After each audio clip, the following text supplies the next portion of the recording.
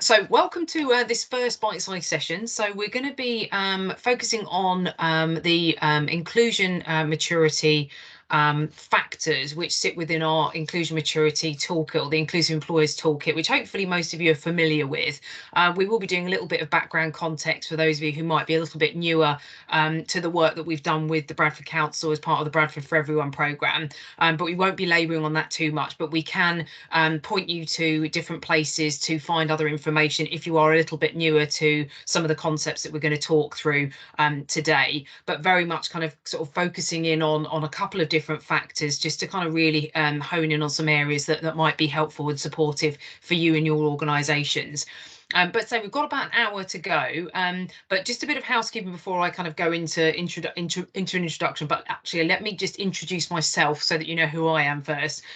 So I'm Katie Nightingale. I work for Grant Thornton, and I've been, as I say, we've been working with the Bradford Council now probably for over 3 years now, supporting the Inclusive Employers Project, and a lot of the work that we've been doing with other clients has really helped support the work that we've been doing in creating the toolkit and the work that you're doing now to support your sort of inclusive journey within your organisations. So a lot of the work that I do with clients is focused on that, as well as other change programmes as well within the people agenda. So I'm going to be facilitating the session today, and Simon, obviously, has been coordinating this programme, is with us as well, just to help coordinate any questions that come through. But on that note, in terms of sort of some housekeeping, we are recording the session, so just so you're aware of that. I know when we normally do inclusion sort of sessions, we try and do them off sort of recording, just because we like people to be really open and honest as we're going through this, because it's the best way we learn. But it's a useful session as we're doing a lot of kind of talking through this particular factors. This is a helpful resource to kind of post for people to kind of access for you after this session, but also for others as well. What would be really helpful, there's a few of us, there's not too many on the call, but please do use the chat function just to kind of put your name and the organisation that you work for, so that you can introduce yourselves rather than us doing the creeping death of introductions in this session. But it'd be great to have that as well. And Simon, I think, will be putting up a little bit of a poll just to understand which sector you're in as well. That just helps us understand whether we've got small to medium organisations, large, or actually within your public sector or kind of voluntary and charity sectors as well. It's kind of helpful, particularly for me as I talk through some of this, to kind of try and hone in on some of those areas as well. If you've got any questions as we kind of talk through this session, please do post them in the chat. We have got an option at the end of hopefully this session to kind of open up the floor to any questions, but I will be taking a moment in between the session to answer anywhere it's convenient, if it's particularly focused on one of the factors that we're talking through today, which either talent attraction or talent development. We will be having a couple of polls, so you can get involved in that just to understand kind of where you are and what's important to your organisations for these factors. But we will be sharing the slides afterwards, so you don't have to worry about trying to note anything down, because there's a fair bit of information, but we want this to be as informative as possible for you. So just say we will be sharing those post the session, and you've got access to this recording once Simon can share it as well. So that's a bit of housekeeping. We like to keep it fairly informal in the session, so if you've got any questions, please put it through the chat or pop your hand up or something, and very happy to kind of chat through anything. As I say, so what are we going to kind of cover off today? So I'll just give a bit of an overview of the inclusion factors which sit within our model, and I'll give a quick kind of overview of our model, just so if you're not familiar with it. But as I say, it's really kind of, it's part of the toolkit. The information is in that as well. But these bite-sized sessions was really to kind of start to hone in on the different factors, to kind of hopefully help you understand kind of like, well, what are the different sub-factors which sit within that? What are the things to be looking at, and how do we kind of gather the data, which really helps us understand, you know, where we can be more inclusive within different areas of a sort of maturity of inclusion, and also kind of what kind of good practice looks like, you know, on the converse of perhaps not such good practice. So we'll go through some of that as well. And also what I will do is just put a lens on it from a point of view of, you know, if you're a smaller organisation or a charity organisation, you might not have all the resources, you know, to be able to do some things, but there's always opportunities to access more support and things to be able to help you move forward on your journey, depending on where you are. So I'll try and make sure that I kind of factor that in as well. But again, please do ask any questions as we go through. We've just got a little bit as well. So we're going to go through each of those two sort of factors, and then also just look at some ways to be more inclusive around each of those as well. So give some of those examples. And then, as I say, we've got some questions at the end. So a fairly short, sharp session, but hopefully really informative as we go through and participative for you as well. But while you enjoy your lunch. Hi, Zara, nice to see you. So fabulous. So I've introduced myself. So let's get into the session. So as I say, just a bit of context setting around kind of where these factors come from. So Grant Thornton created the inclusion maturity assessment because we kind of saw that there was a gap in kind of understanding where people were in terms of how inclusive they were, but to be able to benchmark themselves and then also understand, being a little bit more focused on the data, finding the data and understanding where do you need to focus your time to be able to really kind of make a big impact around inclusion. So rather than a scattergun approach to going, we just need to do everything, which becomes quite overwhelming and actually quite costly in time and sort of financially, it was very much kind of a way of trying to help you kind of hone in on where you can actually kind of do some great work for inclusion to really move forward as an organisation. So this is where we started to come up with what that kind of looks like on a model perspective, from everything from when you're emerging, you're being compliant to a point, you're following legal and regulations around this, all the way through to true inclusion every day where everyone feels included. And it's all very well saying, well, yes, what does that look like? Well, we needed to start to break that down. And that's where we started to look at, well, what are the different factors that makes that up? And so we kind of bucketed all of those different aspects which make up inclusion in organisations, through everything from kind of attracting and recruiting individuals through the talent attraction, all the way through to thinking about the external impact of the organisation. So we kind of looked at all of those things: culture, strategy, the culture, then talent development in particular. So we've got 5 of those factors that we kind of use to look at that, and we've just got some information on there, which again you'll have this in the toolkit that you have access to, and also you'll have these slides to kind of have a look at it. So this is kind of where these factors came from, and like I say, we wanted to do a deep dive into those and sort of understand what they look like. And so we're going to be focusing on two of them today, but this is the 5 factors that we're talking about here. So if I just run through these so that you've got an understanding about what's coming up into next sessions as well. So talent attraction is very much around how an organisation attracts and recruits diverse talent. So we'll do a deeper dive into that. Talent development is how an organisation develops, progresses and retains that diverse talent.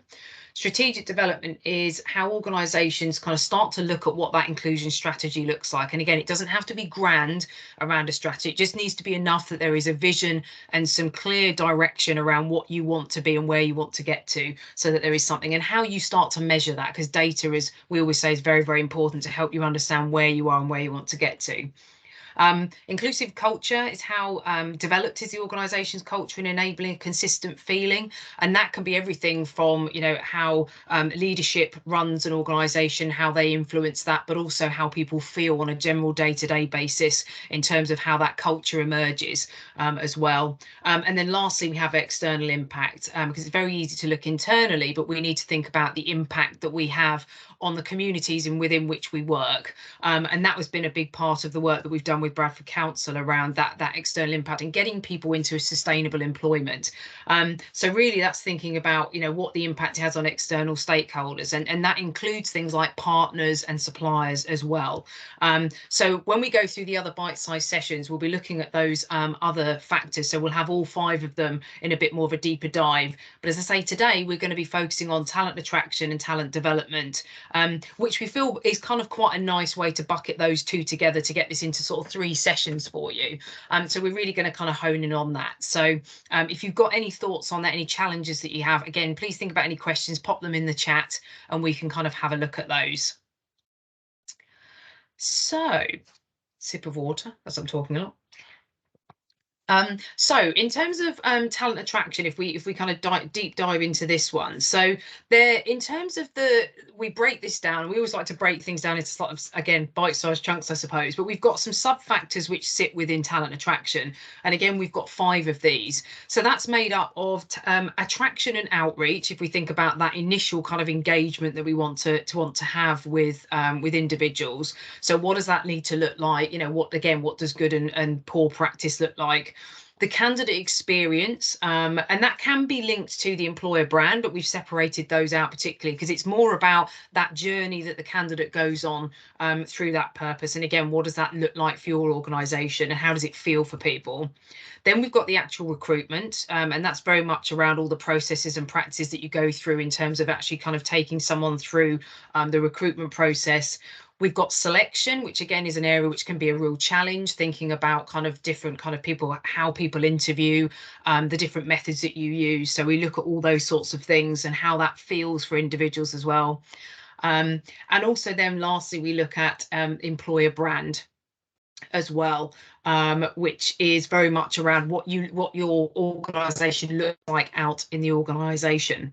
So those are kind of the 5 factors. We're going to go again even layer down into those, each of those, to have a look at what good and kind of great practice looks like and what perhaps some sort of emerging practice just looks like. So we've got a bit of poll that's gone onto the screen at the moment. I'd be really interested to understand, out of those, perhaps those 5 sub factors, are there any elements which may be one of the biggest sort of challenges for any of you when it comes to talent attraction? It'd be interesting to understand if there is some themes there. And again, I can maybe hone in on that as we kind of start to talk through. So I'll let you kind of have a look at that and then we'll share the results. Simon will do that in just a minute or so.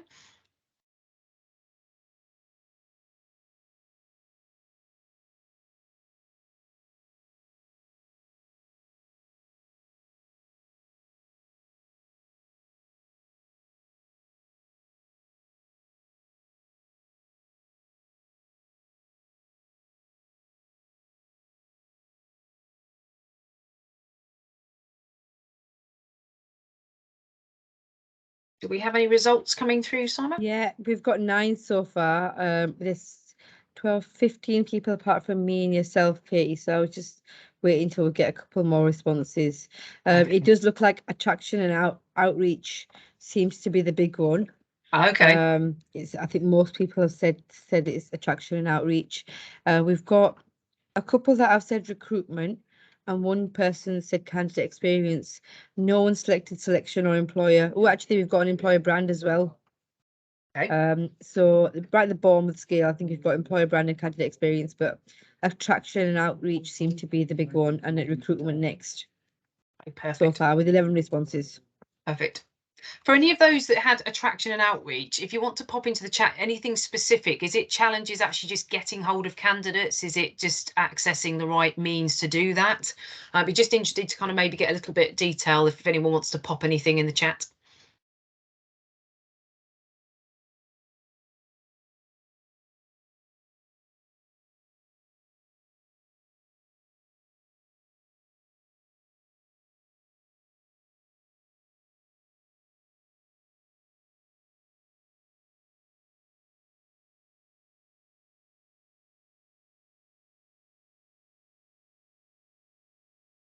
Preconceived perceptions of sector. Thanks, Sonia. Poor career advice. Oh, interesting.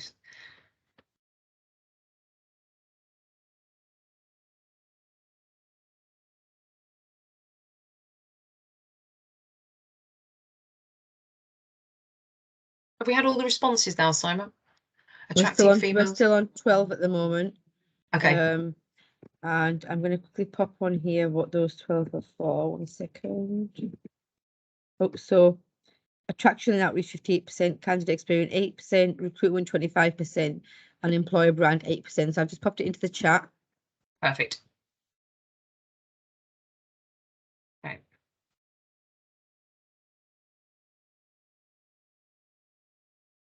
Okay. Perfect. That's really helpful. Thank you for the additional information in the chat. That's great. Unsociable working hours. Yes, it can be a challenge. And I guess also from what's happened with the pandemic where people were furloughed, we've had a lot of people suddenly had to find different sectors to work in. They then potentially find that maybe more attractive, and now attracting candidates back into some organisations that are now ramping up a bit post pandemic.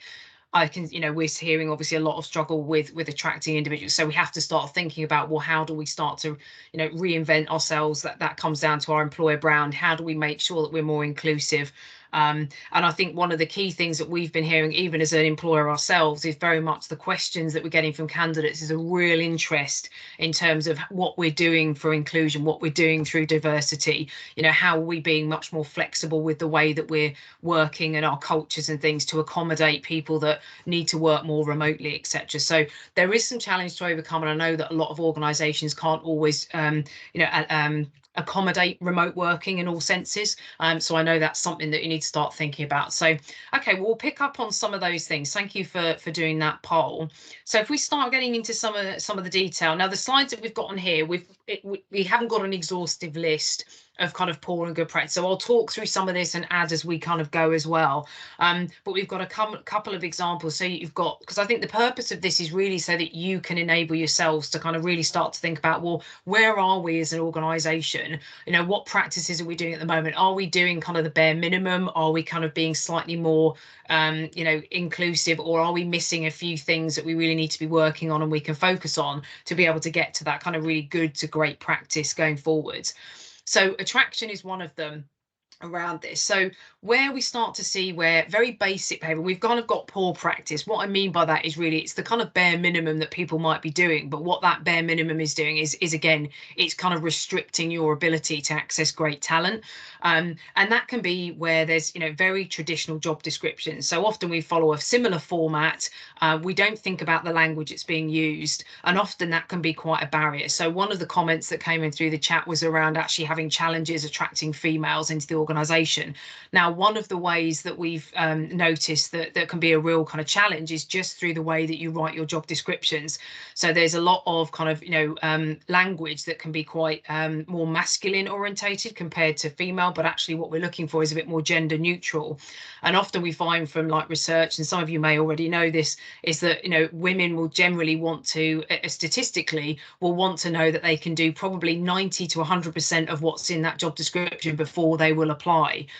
Whereas their male counterparts may think, you know, I can do that 50 or 60% of it. So that's why we tend to end up finding that there may be less females applying for roles because of a confidence in their ability. So again, thinking about how you're actually wording job descriptions.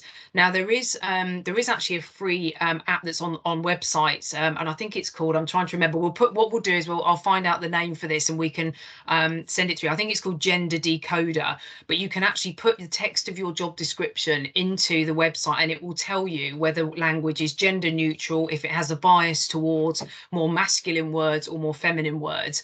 And again, that's very helpful because it just gets you thinking about the language that you're using. So that be a case. And there could be other phrases that you want to think about, just really, rather than just churning out the same job descriptions, is sense checking those in terms of how that makes different candidates feel. So getting that kind of feedback, whether that's through people that have just joined the organisation or those that you maybe are kind of, you know, potentially working to kind of attract into the organisation. So that's quite a key one, because that's sometimes the first point of kind of information that an individual will get. So really taking time to look at those is going to be quite important. Other things around kind of the application process. Now, if we're thinking about inclusivity, this is not just about kind of whether it's, you know, someone from a different background or whether it's gender, but, you know, thinking about disability, but also people's kind of, you know, from a social perspective, being able to access things online, or there may be literacy issues. So how do you make, you know, the application process accessible? And you might need, you know, various methods to do that. But what you can do, you know, particularly if you're thinking about, if you're a smaller organisation, you're thinking, well, gosh, you know, I don't have lots of resource to do this. You know, I really struggle to be able to kind of get, you know, applications, use the internet in that way and be able to access it. Well, there are lots of organisations out there that you can partner with who can really help you, either very specifically accessing specific groups that you might be wanting to kind of positively engage, or just generally helping you to do that. So again, exploring those as well. And again, we can kind of put some useful links, particularly within the Bradford district, who might be able to support if you haven't already kind of explored that as well. So definitely thinking about that. And what I would definitely say with the application process is either try and go through that yourself and really look at it and understand whether that's going to be, whether it's working, or again, getting feedback from those that have gone through the process more recently to understand whether it's working, where the pitfalls might be, how it can be improved in that way. Again, that lived experience is so important. Thank you, Zara, for putting that in. I appreciate that in the chat. So the gender decoder for the job ads is in the chat for you to have a look at. So adverts and things as well, you know, we've talked about kind of, again, we tend to kind of follow very traditional routes for where job adverts are, but again, maybe thinking outside the box around, well, if it's not working for you, where else could you advertise? Thinking about communities and centres, you know, the communities that you're working in, where there might be organisations that you can kind of partner with, how you could utilise free social media to do that. And again, there are kind of free, if you're not that familiar with social media, there's free courses that you can access, whether that's things like through Coursera, like their online sort of free kind of courses that can help you with understanding how best to use social media and things. So again, that tends to be if you're attracting a sort of a slightly more emerging talent coming through, thinking about, well, where are they going to access that information? Where might be the best place to do that, rather than necessarily just going for traditional methods as well. So there's quite a few things on the attraction as well. I mean, in terms of like picking up on some of the bits that you've mentioned, I'm just going back to the chat so I can just kind of really tailor what I'm talking through here. Interesting one that you've mentioned around the poor career advice. I mean, this is something that when I was working in my previous role, I was head of early careers at a large construction group. And that was a constant challenge, was around kind of the poor advice that was coming through schools. And unfortunately, it seems like it's still continuing to happen. There is definitely something about employers engaging with schools to kind of help with that, to support that. So if you haven't already started to engage actually at secondary school level, to kind of go and talk and engage with pupils who are starting to think about their options and careers, that's a really good way to kind of actually go out, it's an element of external impact, but it's also a great way to do some attraction. And also things that I've done previously is kind of working with teachers as well and careers advisors to educate on the sector that I'm working in. But again, if you're limited with resources, there's other opportunities to do that as a collective, and that might be something to consider as part of the Inclusive Employers Network, is how you can access that as a collective to be able to kind of start to think about how do you start to change that careers advice, particularly for sectors which are underrepresented in terms of the great opportunities that can be had. So that's definitely an issue. It's not one that we can seem to be solving very quickly, but there are things that you could do as an organisation to kind of just ramp that up as part of your employer brand and engagement as well. And that kind of picks up on the one that Sonia that you mentioned around the preconceived perceptions of the sector. How do you make sure that you get out there as part of your employer brand to be able to kind of like actually say, look, you know, we need to start kind of myth busting kind of what's going on with this, and showcasing what we can do. And again, social media is a great way to get that out there, whether it's just literally taking an iPhone video of some of your people talking about their experiences and being able to post that online to kind of share that. And that's a great way to engage with people. So again, it doesn't need to cost the earth. It just might take a little bit of time to kind of figure out how's the best way to do that. But sometimes real people and kind of showcasing examples of real work is a really good way to do that. Can everyone still hear me? If you give me a thumbs up, just because I'm getting some frozen screens. Perfect. Thank you very much. Thought it was my end. So there's quite a lot on attraction, and I probably need to move on because we've got some other things to get through as well. But if there's any sort of other questions that we've got at the end to kind of go through some areas that you specifically want to talk through, then please do let me know as well as we go through. So candidate experience.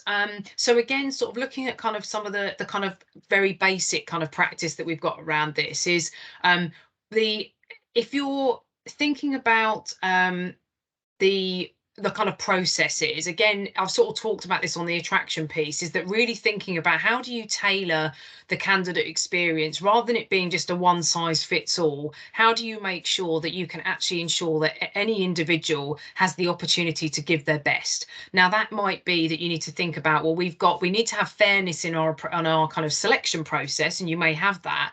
But the candidate experience as they go through that, some people might need a little bit more support. So whether that is they have a learning difficulty, or they have accessibility issues, or they've got, they might be more introverted as compared to extroverted. And I think we forget sometimes about inclusion that there are other characteristics that might not be one of the 9 protected, but they still make us quite unique, and actually kind of either can hinder sometimes, particularly through the recruitment process, which ultimately, when you think about it, is very much geared towards extroverts like myself. I like interviews, but I'm probably one of very few people that do. But we just need to think about what are we doing at the moment in terms of that experience, and how do we make it fair and just, but how do we also just tailor that just to allow people to be at their very best. So that's something that often we forget to do and think about. So there's also a piece that we find that often a lot of feedback is around, oh, there wasn't enough communication. I didn't know what was going on. I kind of lost interest. Again, thinking about kind of what that experience is that people are having through the candidate experience, is that real active communication. Now, I know, again, you may not have big recruitment teams. So it's then thinking about, well, how do you then kind of make it work for you in terms of kind of that access? And it might be having some templated emails that you can access. It might be some sort of standard kind of like just keeping warm kind of emails, or using social media to do that, to be able to access. There's lots of different things, again, thinking outside the box about how you keep people engaged in that way.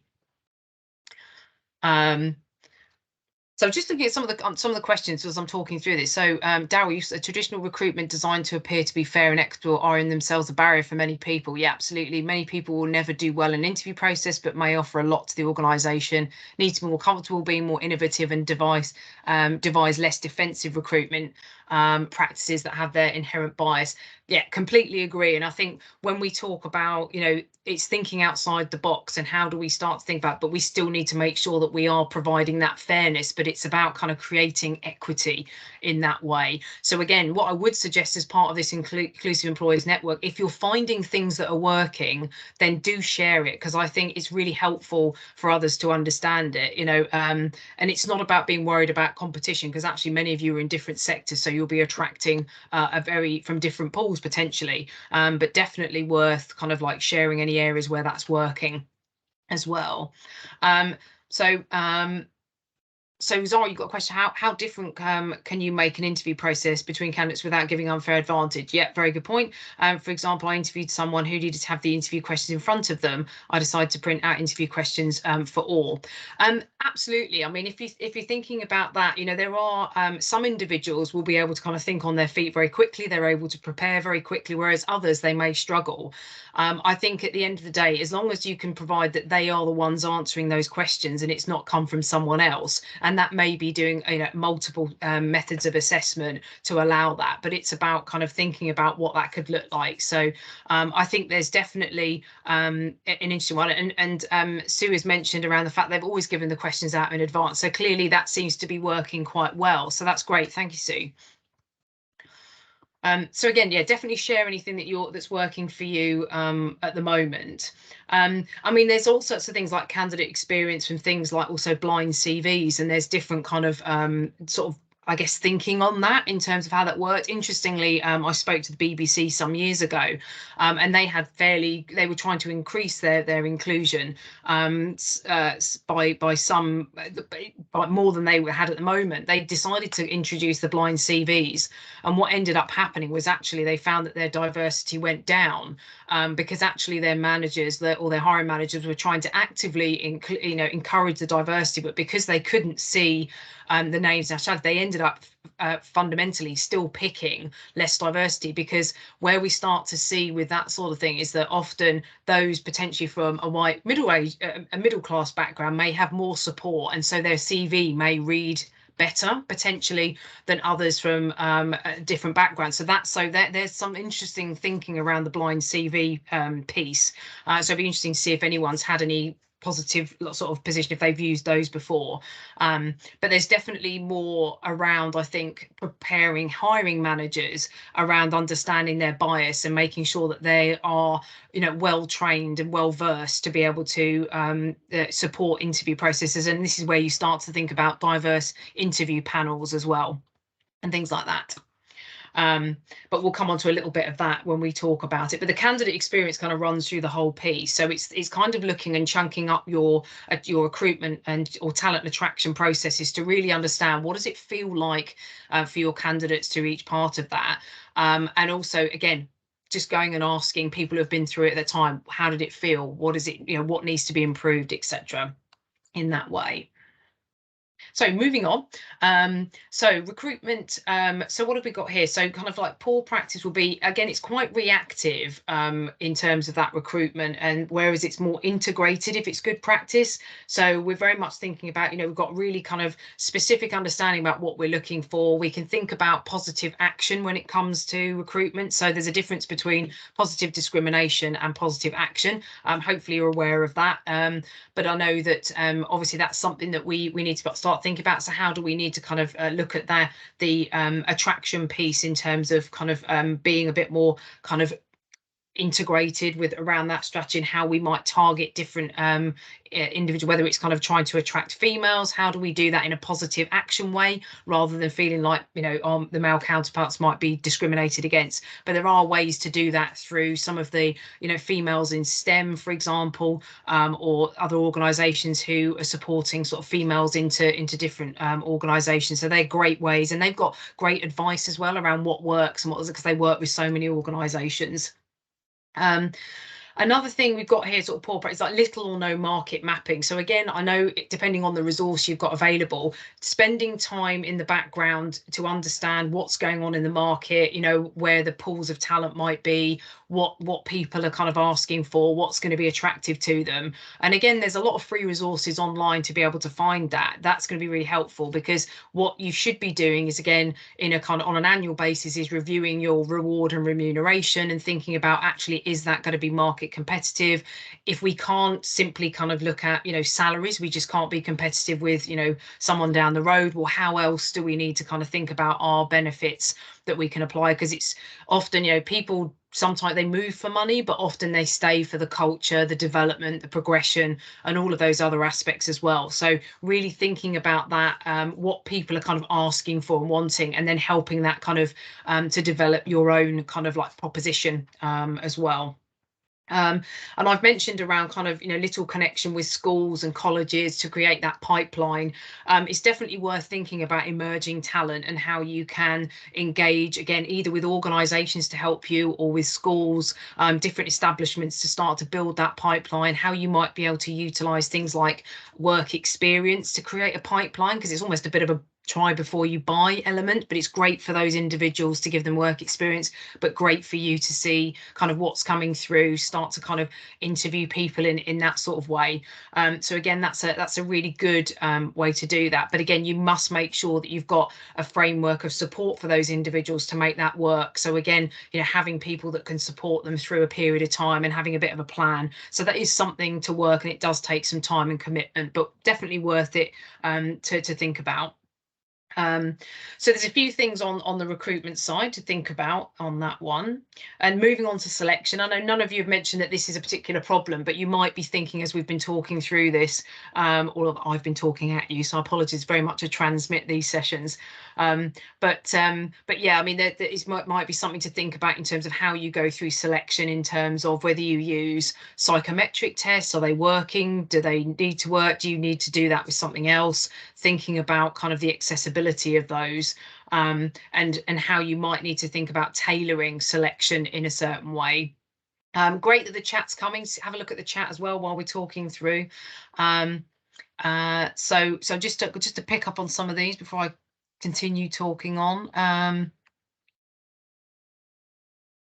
Outreach recruitment requires resource. If organisations don't have an active HR recruitment team, is this the responsibility of recruiting manager? That's a really good question. I think that's very conscious, as that, again, there are organisations that can help with that. I think there is an element of investment to support hiring managers around kind of what that looks like. So again, where can you access resources which can help people to understand how do you best recruit? So how do you, go through selection? How do you make sure that people are feeling included? That's a really, really good opportunity, because hiring managers are generally very busy, but giving them that investment and getting them an understanding of how best to recruit in an inclusive way is very helpful. So again, I'll talk to Simon after this, and there might be some resources that you can access in the Bradford area that might be able to be supportive as well. And Darryl, you've mentioned apprenticeship levy is fine. We need lots of positive action around internships as the entry level to apprenticeships excludes. Yeah, absolutely. I think there's lots going on. I remember when I was, again, in my previous role, it's sometimes very difficult in that entry before apprenticeships, that engagement piece. And again, we've got like T levels were coming through at the time, and I've not been as close to it. But there's definitely more that needs to be done. I think, as an employers, we've got, we've got an obligation, I suppose, to kind of help around kind of how we get people into work in that way. But again, do look at organisations that can help you do a lot of the work for you, because it can be very time consuming if you don't have the resource in the business. We've talked a bit about selection and things like this, so I won't go too much into this, but definitely share anything that's working for you in terms of any particular kind of selection. But one of the things when we're talking about selection, one thing that we did in Grant Thornton is we were the first within professional services to abolish qualification criteria, particularly for our emerging talent, and we're starting to do that for professionals as well, unless there is a specific reason that someone needs a particular qualification, like an accountant, for example. But we did that some years ago, and actually we have found really positive results from that, in terms of those who may not have got through our criteria through qualifications before have actually got through, and not only performing at the level of their counterparts that would have got through, whether it was they needed a 2-1 in a degree or something, but actually they've been outperforming as well. So we've seen real positive evidence around abolishing kind of qualification kind of criteria. And if you haven't thought about that in your organisation, if there's still what I might say a traditional view, if there isn't a real regulatory requirement for you to have specific qualifications, it's something to explore, because that will open up a lot more opportunities and to a bigger pool of individuals, as long as you've got an opportunity to be able to develop them in the right way. So that's something to consider as well. And again, we talked about kind of apprenticeships and school leavers, and that's something you could look at. And again, try and find organisations that can help support you with that. Even in Grant Thornton, we've got an apprenticeships team who can help if you wanted to kind of just have a more better understanding about how you can utilise your levy if you do, or even if you can access the funding in a different way as a small employer, how do you kind of access that in the right way? And again, utilise organisations that can help you do that if it seems a bit overwhelming. Okay, so employer brand, I'm just conscious of time. So employer brand is something really, it's about understanding what is the story that you want to kind of sell out there in the community, in the world, around what your organisation is. And often that can be the struggle around attracting organisations is, you'll just go out, we've got a website that maybe sells your products or services, and you just have a career site which sits there and you just post jobs in that way, and they might post to Indeed or any other job sites. But there's an element of proactive kind of employer brand, and this comes back to the reputation of your sector, and so there is an element of kind of how you might start to do that. And again, I've talked about how you could think about ways of using social media to do that, accessing role models within your organisation, sharing those stories which are really, really powerful, and that starts to create your brand. But even at a basic level, you need to understand what is the culture that you're trying to kind of emit over there, and making sure that your employer brand that you're selling out there actually matches what the experience will be, because you may attract candidates in through that employer brand, but if it doesn't match the experience they will get, that's when you won't retain them, and so you won't then develop that talent, and then that becomes a wasted investment. So it's something to have a think about what you want your brand to be, but does it reflect your culture? There might be some internal bits of work that you need to think about doing at first to get your organisation where you want them to be in terms of vision, but then how do you start to think about putting that out into the market? And so good practice is where your employer brand is known in the, certainly in your immediate kind of community. And again, you can utilize community groups, organizations, social media to kind of share that story out there to kind of build that brand a bit more, and it will start to build some interest. And one thing I would say is, in terms of like social media, I mean, bear in mind, and I'm not just saying that younger people are much more social media savvy, but often we do see that. But if you've got some, some emerging talent in your organization, or you've got people on work experience who you might want to kind of help you think about that as a project, that's a great experience for them. And it's actually a really great way for you to access some great skills that people have got, who might be able to help you thinking about that attraction and that employer brand as well. And also they can provide you insights into what it feels like to kind of go through the process, which is great as well. So that could be something to explore through that. So that's a very whistle-stop tour, a lot of talking. I'm very appreciative, and thank you for the kind of comments coming through on the chat. Was there any sort of specific questions anyone wants to kind of pick up on, just from sort of before we jump into talent development at all?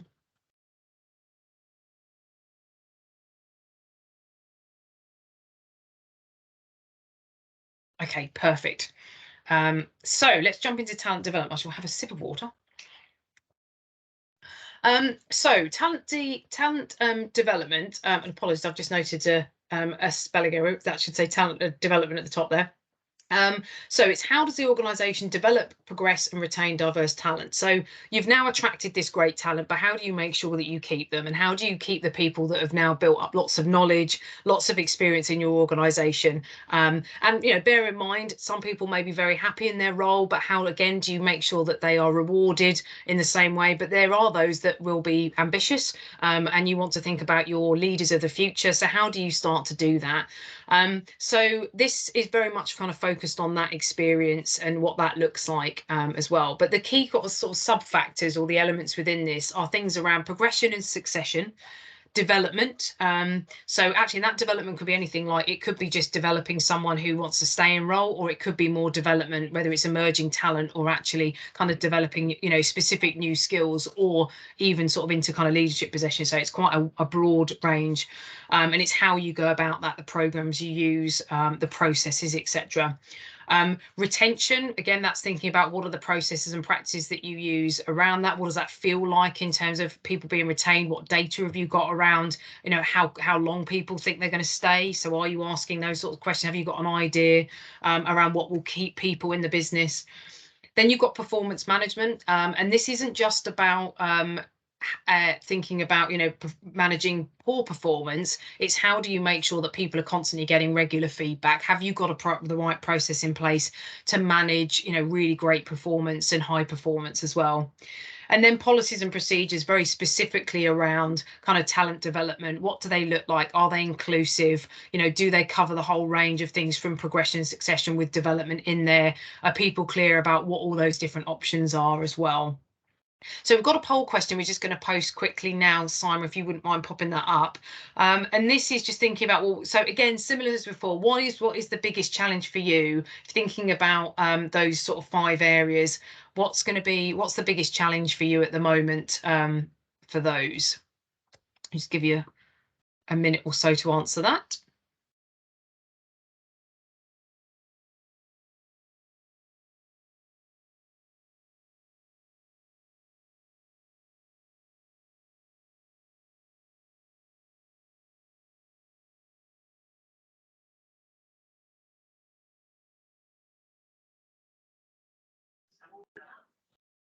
So far, we've got 7 responses, and it seems like progression and succession and retention are both the most popular. Yeah, it doesn't surprise me actually. That's generally that's what we not only as an employer ourselves, it's areas that we're constantly looking at, but we hear that from clients as well. And how do you make kind of progression and succession fair? How do you manage expectations around progression for people? How do you create opportunities in the right way at the right time? And again, retention is particularly if you've got, if it becomes a salary issue, how do you kind of look at that? But interestingly, it's progression and succession has kind of pipped the post quite a bit. Again, if anyone's got any particular detail around what part of progression and succession, pop them in the chat and I can kind of have a look at those as I'm talking through it. But that's great. Thank you for that. I'm going to continue on and I'll keep an eye on the chat because I'm just conscious of time. So progression and succession. So the area that you said is a particular area of a problem. So one of the, I guess poor practice is very much kind of like time focused progression. And what we mean by that is that, right, we've got a vacancy now, we need to progress someone into it. And it's very much, very specifically in the moment. There's no kind of like planning, thoughts around talent management or anything like that. So that tends to be very kind of at the base end of kind of practice, really. And, there's no kind of fair evaluation of performance. It might be like, oh, I know Bob over there and I think they might be great because they're great. We go and play golf together and he seems like a decent chap. That's quite an extreme example. But actually, we do need to think about have we got a process which is fair and equitable when we're kind of advertising roles internally? Are we kind of tagging and kind of talking to individuals about what they need to do? Are we making the sort of, I guess, leadership team, are they aware of the talent in the business in that way? And that's where that kind of proactive talent management actually comes into play, and where we see best practice is very much around having a way of doing that. And again, it doesn't need to be convoluted. It just needs to be focused time for managers, leadership to understand what talent is in the business. Do we understand what their aspirations are? Do we understand what opportunities are available? Do we also understand, where we've got people who might be coming to retirement age? Do we have critical roles that we're struggling to fill, or we might be losing people? How are we starting to develop the skills for the individuals to start developing them in that will align to their aspirations? So there's a few things to think about to start to kind of just have those conversations and start to map out what that looks like as well. But I think the biggest thing that I find is that people just do not think about planning. It's very much, I've got immediate need now, let's fill it with a body. It's quite an extreme, but ultimately, even in large organisations I've worked in, that still seems to be some of the practice. So it's about starting to at least think about it in a simple way and planning in the future around that. So that's where we see good practice. And that also then means that you're starting to think in a much more inclusive way and thinking about how do you start to think about high potential programs and selection of those. And again, you want to be able to have the amount of time to prepare, to advertise a role internally so that it's fairness for people to be included in that activity and, get the chance to develop and understand what it is they might need to improve on. So there's different things. And if anyone's got any sort of, again, experience where they've done this well, they found that they've started to get a really good progression and succession and key things that done, please pop them in the chat for others to view as well. So I've mentioned this as well in terms of this, people are promoted when role hasn't been actively advertised, and that we do see that with a lot of clients around kind of, it's kind of almost like tapping someone up because they've been earmarked, but actually, again, not particularly very fair. So Daryl's just popped a point in there as well, which is great to have a look at that. Thanks, Daryl. So I'm just going to move on. So development. So with this, in terms of development, it's very much around what we see in terms of very basic practice is very much, it's kind of, we've got a small pool of kind of, development programs. They're very one size fits all.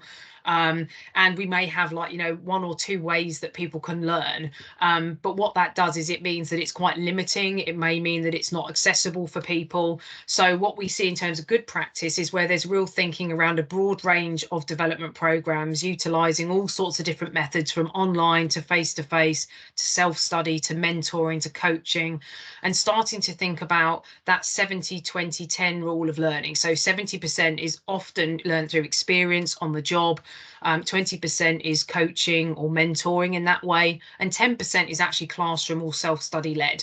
And if you think about it in that way, often a lot of development is much, it's not free because there are indirect costs about mentoring and coaching and providing time, but often that's the best way to start to putting together a bit of a development program in that way. So we use things like reverse mentoring, we use coaching, we use things in our organization, but we also do have online learning, we have different programs, we have focus programs, and yes, we're a larger organization.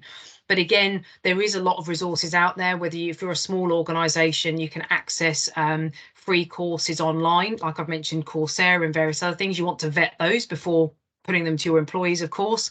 But there are other organisations out there that can support with development. So there's definitely worth looking at those sorts of options if you are a smaller organisation and have budget constraints and things.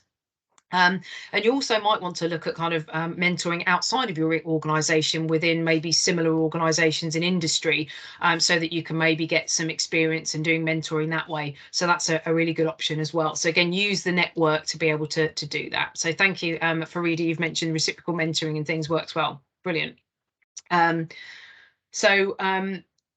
again with the poor practices, again, development seems to be quite not as accessible to everyone, so that tends to be a bit of a barrier to success. So again, thinking about if you're saying, oh, everyone, you know, you can access online, but if not everyone has the opportunity to do that, you know, outside of work, if it's encouraging to do that because they don't have access to something or time because they're full-time carers as well as trying to work, how do you allow some time during work for people to do that sort of development? So again, thinking about that accessibility piece is really, really important. And when you do development, so again, thinking about those working hours to be flexible as well.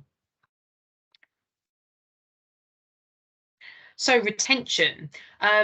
This one is very much what we definitely say, and we always talk about data, and I mentioned it before, is that data is going to be really key around retention. Is why are people leaving? Why are people unhappy? And that will really start to give you an understanding of where you need to focus your time.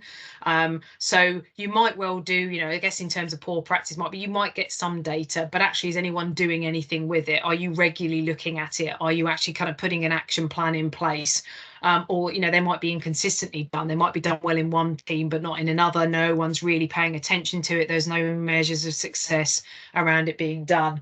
And there's not really any kind of access to kind of regularly, connect with employees to understand what's going on. So what we see is very much more, whether it's annual or even kind of pulse surveys, we see kind of better inclusive practice to really get a sense of what's going on in the organisation, and lots of different methods that people can connect with you as an employer to share experiences. And the big thing for me around this is kind of starting to think about how you then consider your rewards and remuneration kind of packages, your benefits, and how it's being reviewed regularly to make sure that it is actually meeting expectations. And again, financially can be quite restraining, but think about where you might be able to access things or think about things which don't cost as much but mean a lot to employees. So again, looking at what other organisations are doing, and also just understanding what's going to be helpful. So truly flexible benefits and unique, so that, you know, what's important to one is not necessarily the other. So one size fits all just doesn't quite wash, unfortunately, as much as it used to be if you're trying to be a competitive employer. So again, really have a look at that as an option to think about, if you know, particularly if the remuneration, so the actual kind of the salaries, is not is something that you're going to struggle with around that. So just think it's all good points, Kate. Who should carry out exit interviews in the organisation? Good question. It depending on, again, resources. Sometimes you can get external organisations to do it, which creates that real objectivity and anonymity. So people might be more comfortable to do that. HR sometimes tends to do that. What you want to do ideally, depending on what that looks like, is you just want to try and create some area of trust and kind of ability for someone to feel comfortable to do that. Now, obviously, it would be great if people were just all open and honest. And if you've got that culture, brilliant, because then you can just ask, anyone can ask it and you'll get that right feedback. But we know that we're not in that position at the moment. So you might want to look at where you can get someone who's a bit more step back, a bit more objective to be able to do that as well. Good question. So just conscious of time.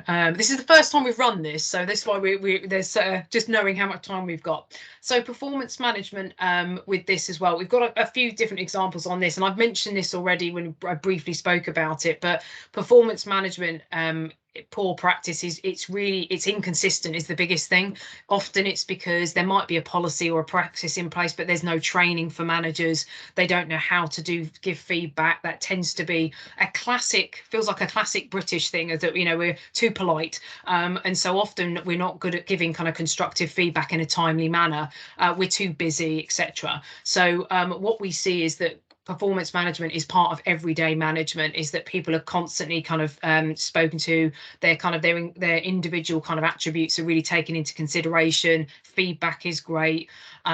So it's just all of those sorts of things that we probably, from a common sense, and if we're thinking about as an individual what we need and what makes sense, a lot of that is what we need to be factoring in. But we need to support line managers, particularly in this new hybrid world, to be able to kind of actually performance manage in the right way, and not just when things go wrong. It's all those kinds of things. So again, the good practice is very much around that. And also a piece that we tend to see is missing is this calibration between managers. So often this performance is done in isolation, and especially when there are ratings which might be performance related pay attached to it, is there's no calibration to check that actually there is a consistency. So putting that into your processes around kind of having managers come together, do some calibration around whether ratings seem fair, that's always a great thing to put into a process. And again, sense checking how people feel about that process. Is it working? Constantly looking at the data and getting feedback. I mean, that's probably the biggest thing that we would say when we're doing any of this. So that's kind of performance management, bit of a whistle stop tour there. And Farida's just put a great comment there as well, for you to have a quick look at in the chat. So lastly on this one around policies and procedures, and I kind of mentioned this kind of throughout really, is that you may have some policies which literally just are based on legislation. They might be quite basic around this to just, prevent any legal action. But it needs to go much further than that. It really needs to think about how you're including everyone. So think about who's part of the scope, how people can access it in that way. And again, it's then about, great, you've got a policy and a practice, but is this actually being consistently applied through the organisation? So again, those checks and balances around how that's looking. So again, sort of getting feedback around that is really important. And that last point we've got on good practice is around, often with policies and practices, and this is why we get the lived experience when we do the work that we do, is that it's all very well having a good policy and a practice or a process, but if it's not felt in terms of the lived experience in the right way by people, then it's actually not going to be very good. So it might be that it's been created in a darkened room by a few people, but it's not been sense checked with a broad range of individuals, or a diverse panel of people to check if it makes sense, if it actually feels inclusive. So anything that you're doing around sort of any policy revision, it's worthwhile thinking about having a diverse panel who can actually do a sense check and help feedback into that, a bit of a focus group. Rather than just having potentially a maybe less diverse group of people creating those policies. And that's where kind of micro discrimination can come from around in institutions, is where it's just actually the policies and practices just haven't been thought about in a more broader way, which creates a problem. And Simon, I've just seen you've got another meeting. So I will very, very quickly just mention, and again, we'll share these slides. So apologies, we've kind of coming to the end of time. But we've just got a couple of ways, and I've kind of talked through this as we've gone through. So it's nothing here is particularly new, but just a couple of things around kind of how you can kind of make it, thinking about tangible ways that you can be more inclusive. It's a couple of things on there to think about. And again, I definitely encourage you to kind of share in this network around other things that will work for you. That was a lot of information. Hopefully no one's ears are bleeding from all of that talking that I've been doing. But was there, I know, Simon, you need to jump off, but was there any questions that anyone had? I've got a bit more time if you need any.